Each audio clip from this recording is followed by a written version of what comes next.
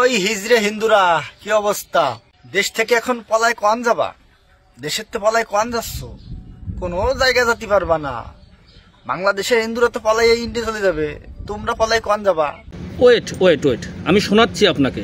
এই দাদা কি বলছেন সম্পূর্ণ কথাটাই আপনাকে শোনাবো, কিন্তু তার আগে আপনি আমাকে বলুন, আপনার রাগ হচ্ছে না লজ্জা হচ্ছে? আপনি কি সত্যি নিজেকে হিজড়া মনে করছেন?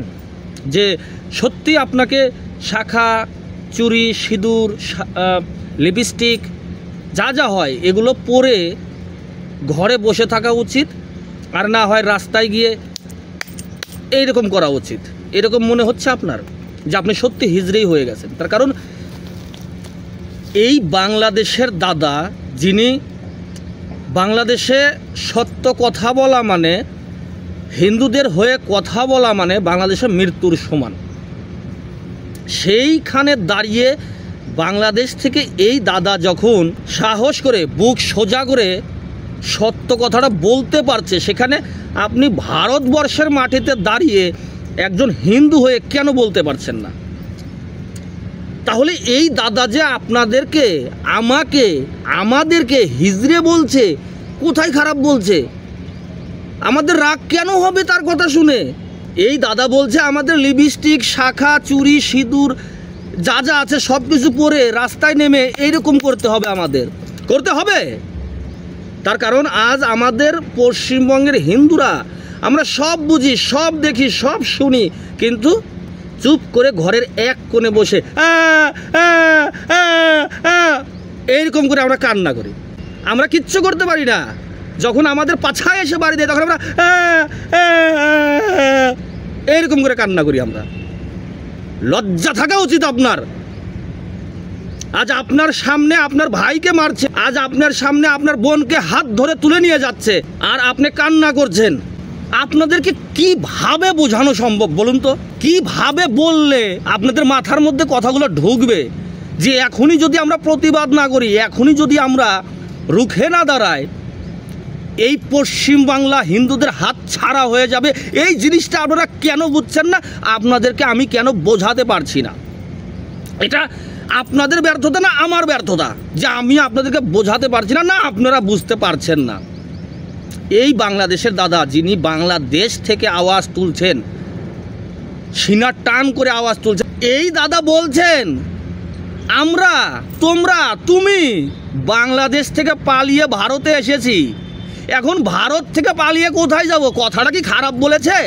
আপনি তো দাঁত কেলিয়ে হাসছেন আর ভাবছেন আমি তো তৃণমূল করি, আমার কিচ্ছু হবে না। শুনুন, এই সকল জেহাদি তৃণমূল, বিজেপি, সিপিএম, কংগ্রেস কিচ্ছু দেখছে না। এদের টার্গেট একটাই, আর তা হলো হিন্দুকে মারতে হবে, খতম করতে হবে। এই ভিডিওটা আপনার জন্য। এই ভিডিওটা একটু দেখুন, তবুও যদি আপনার একটু বিবেকের দরজা খুলে যায়, এই ভিডিওটা দেখুন আগে। আমরা তৃণমূল করি, তৃণমূল করলে বললে হবে না হিন্দুকে ছুবো না। তৃণমূল করার যে পার্টি করবা, হিন্দুকে রাখবো না, একটাই বল। কি বুঝতে পারলেন? এদের কাছে তৃণমূল, বিজেপি, সিপিএম, কংগ্রেস বলে কোনো অধ্যায় নেই। এদের কাছে একটাই অধ্যায়, তা হচ্ছে মুসলমানের বিরুদ্ধে যে ধর্মগুলো থাকে, অর্থাৎ বিধর্মী, হিন্দু, খ্রিস্টান, বৌদ্ধ, এভরিথিং ইজ এভরিথিং, তাদেরকে খতম করাই এদের মূল টার্গেট। এখনো সময় আছে, এখনো পর্যাপ্ত পরিমাণে সময় আছে, জেগে উঠুন। আর এই দাদা কি কথাগুলো বলছে, এই কথাগুলো আপনি একটু শুনুন। আমি আপনাকে অনুরোধ করব এই দাদার কথাগুলো একটু শুনুন। ওই হিজড়ে হিন্দুরা কি অবস্থা? কি অবস্থা? দেশ থেকে এখন পলায় কোন যাবা? দেশের তো পলায় কোন যাচ্ছ? কোনো জায়গা যেতে পারবা না। বাংলাদেশের হিন্দুরা তো পলাই ইন্ডিয়া চলে যাবে, তোমরা পলাই কোন যাবা? কেবল এক নদী পার হইয়া আরেক পাশে আইছো, এরপরে কোন যাবা? এরপরে পশ্চিমবাংলার রাজ্য থেকে পলাইয়া আরেক রাজ্যে যাবা, তাই না? হিজড়েরা ওই যে চুরি শাড়ি পরে থাক, তাহলে আর কেউ কিছু বলবে না। চুরি শাড়ি পরে থাকলি সবাই মনে করবে এটা হিজড়া। দাড়ি থাকলে তো সমস্যা নেই, হিজড়ে তো দাড়ি হয়, একেবারে সুন্দর করে থাকবা, সবাই হিজড়া ভেবে কিছু বলবে না। বলবে থার্ড জেন্ডার, এরা ভাই যা করে রাখবে, এরা তো আর কিছু করতে পারবে না। কারণ এদের তো সেই ক্ষমতা নাই, এদের তো সেই জিনিস নাই, ঠিক আছে? চুরি, শাড়ি, খারু, এরপর যা যা আছে লিপস্টিক মিস্টিক লাগাইয়া ঘরের ভিতরে চুপ করে বসতে হবে। ঘরের ভিতর না, এই ক্লাব দিবা টাস টাস করিয়া, মানে নিজেরা যেভাবে টাকা তোলে ওইভাবে তুলে বেড়ালিও খুব ভালো হবে, সংসার এসে চালাতে পারবা, কোনো সমস্যা নাই, ছেলে মেয়ে নিয়ে এটি আর সুন্দর থাকতে পারবা, বুঝছো? এই যে এখন ওই যে মানে শান্তি রক্ষী বাহিনী পাঠায়, কখন জানো? শান্তি রক্ষী তো না, ওরা কি বলে, মানে যখন মানুষ আক্রমণে ভরে যায় তখন তাদেরকে সেভ করার জন্য সাদা পতাকা দিয়ে শান্তি রক্ষা বাহিনী না কি যেন কয়, ওই পাঠায়।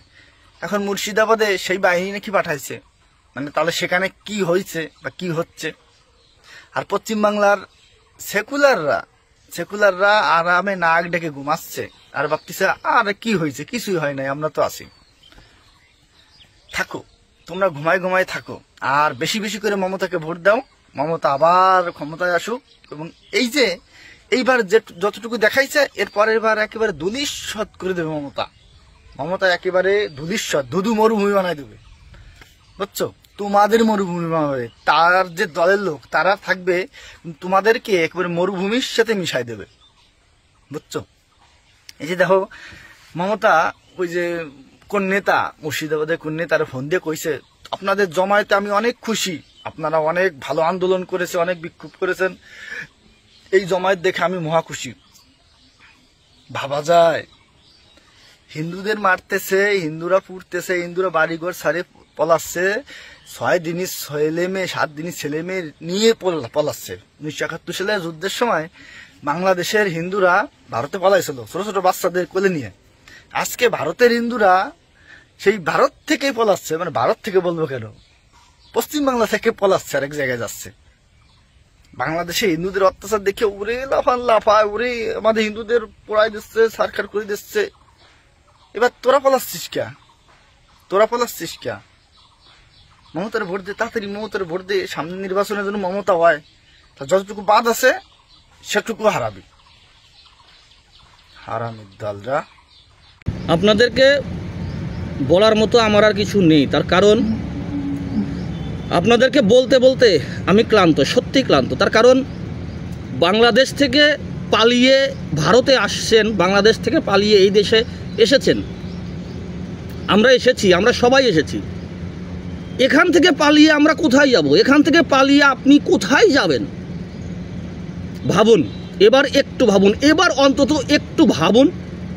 আর আমি আপনাকে অনুরোধ করছি, করজোরে অনুরোধ করছি, যদি বাঁচতে চান 2026 সালে মমতা ব্যানার্জিকে ভোট দেবেন না।